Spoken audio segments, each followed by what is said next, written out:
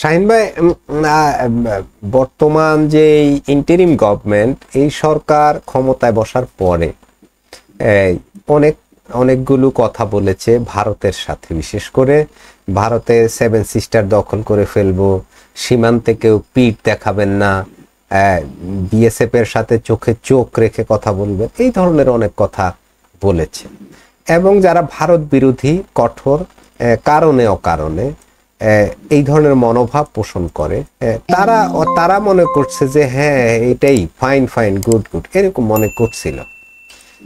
এখন আমার কথা হলো, এই যে আজকে পঞ্চগড় সীমান্ত দিয়ে 15 জনকে পুশিং করেছে বিএসএফ কিন্তু প্রতিদিনই বাংলাদেশের সীমান্তের কোনো না কোনো অংশ দিয়ে কিছু মানুষকে বাংলা ভাষাভাষী ভারতের কিংবা বাংলাদেশের জানি না, ওদেরকে সীমান্ত দিয়ে, ওরা যদি বৈধ হতো তাহলে তো অবশ্যই বৈধ চ্যানেলে আসতো, ওদেরকে কিন্তু জোর করে সীমান্ত দিয়ে বাংলাদেশে পুশ করে দিচ্ছে।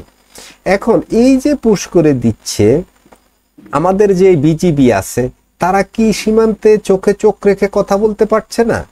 তারা কি সেখানে পিঠ দেখাচ্ছে? প্রশ্ন হচ্ছে, আমাদের স্বরাষ্ট্র উপদেষ্টাও ক্ষমতায় আসার আগে অনেক মন্তব্য করেছেন যে কেউ পিঠ দেখাবেন না, চোখে চোখ রেখে কথা বলবেন। এখন এই যে তারা পারছে না এই সীমান্তে, কেন পারছে না? এখন কি করা উচিত তাদের? আপনাকে ধন্যবাদ। দেখেন, আমি যদি সীমান্ত হত্যাগুলো নিয়ে কথা বলি বা এই যে পুশিং বিষয়টা নিয়ে কথা বলি, দেখেন একটা দেশ আরেকটা দেশের সাথে তাদের সম্পর্কটা কিন্তু কূটনৈতিক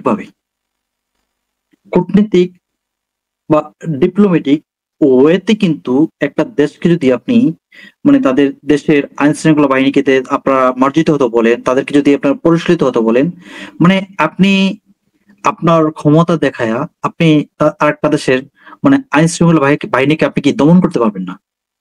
তো এই যে পঞ্চগড় সীমান্ত দিয়া, শুধু পঞ্চগড় নয়, আখাউড়া, সিলেট, তারপর বিভিন্ন জায়গাতে আপনার হলো আমি দেখতে পেয়েছি তারা পুশিং করছে।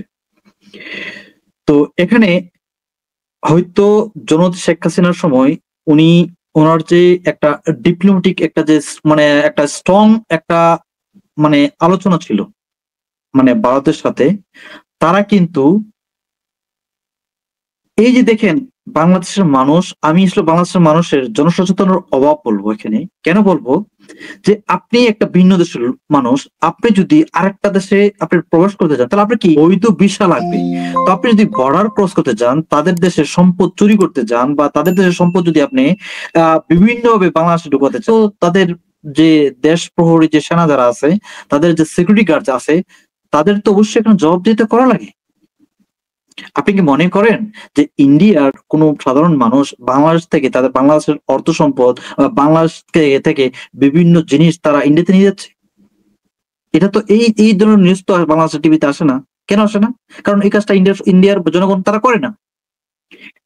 আপনি দেখেন বাংলাদেশের মানুষ ইন্ডিয়া থেকে উইদাউট ভিসাতে তারা ইন্ডিয়া প্রবেশ করে, চোরাইভাবে প্রবেশ করে, মানে তাদের চোরাইভাবে প্রবেশ করার পরে তারা ইন্ডিয়া থেকে বিভিন্ন সামান মানে তারা ব্ল্যাকমেইল করে, তারা কি নিয়ে আসে ব্ল্যাকার। তো এখানে যখন তারা সীমান্তর মধ্যে যখন সীমান্ত প্রহরীরা যখন তাদেরকে দেখে ফেলে, তখন কিন্তু একটা ঝামেলা তৈরি হয়। হয়তো কি তারা গুলি চালায় অথবা তারা বিভিন্ন বাকি তারা এগুলো প্রতিহত করার চেষ্টা করে। এখন প্রতিহত করার চেষ্টা করার মাধ্যমে মানে যদি এই ধরনের চোরাকারবারীরা যদি এখানে আত্মহত মানে কি মানে আঘাতপ্রাপ্ত হয় বা তারা যদি আহত হয়, তারা যদি নিহত হয়, মানে এই নিউজ গুলা বাংলাদেশের মিডিয়াগুলো চরম ভাবে দেখায় যে আমাদের পার্শ্ববর্তী দেশ একটা বন্ধুপ্রতিম দেশ এই যে ইন্ডিয়া আমাদের দেশের লোকগুলোকে এভাবে মারছে, কিন্তু মূলত যে কারণটা কেন মারছে ওই কারণটা কিন্তু তারা বিশ্লেষণ করে না। আপনি একজন সচেতন নাগরিক, আপনি কি ইন্ডিয়ার সীমানাতে এমনি চলে যাবেন? আর ইন্ডিয়ার সীমানাতে চলে গেলে কি আপনাকে ইন্ডিয়া গুলি করে দেবে? এটা কি আপনি মনে করেন? এটা কি সভ্য দেশের কাজ?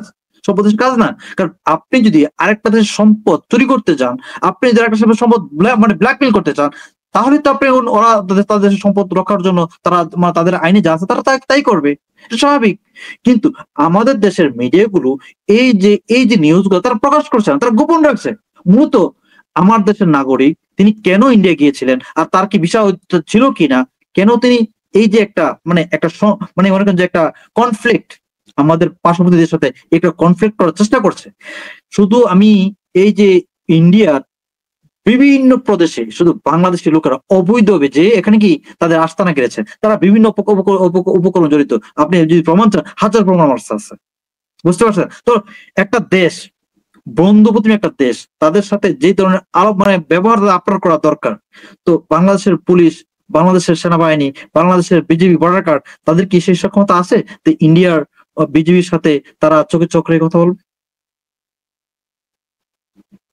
মানে এটা তো না না এটা তো এই যে না, একটা শাহিন ভাই বিগত সরকারের সময়ে এই সক্ষমতা ছিল না, এইটা এদের অভিযোগ। ঠিক আছে, তখন আমি আপনাকে ওই আমি সরকার আপনাকে আমি আপনাকে তো বলছি জিনিসটা, এই যে একটা হত্যাকাণ্ড বা দুইটা হত্যাকাণ্ড, পাঁচটা হত্যাকাণ্ড, ওই হত্যাকাণ্ড পাছনে যে মূল কারণটা, ওই কারণটা তো আমাদের বাংলাদেশের মিডিয়াগুলো তুলছে না।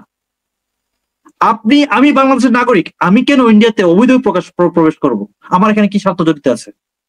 সেই প্রশ্ন যদি এই বাংলাদেশের মিডিয়াগুলো যারা ইন্ডিয়াতে প্রবেশ করছে তাদেরকে জিজ্ঞেস করতো, তাহলে তো প্রকৃত কারণটা আসতো।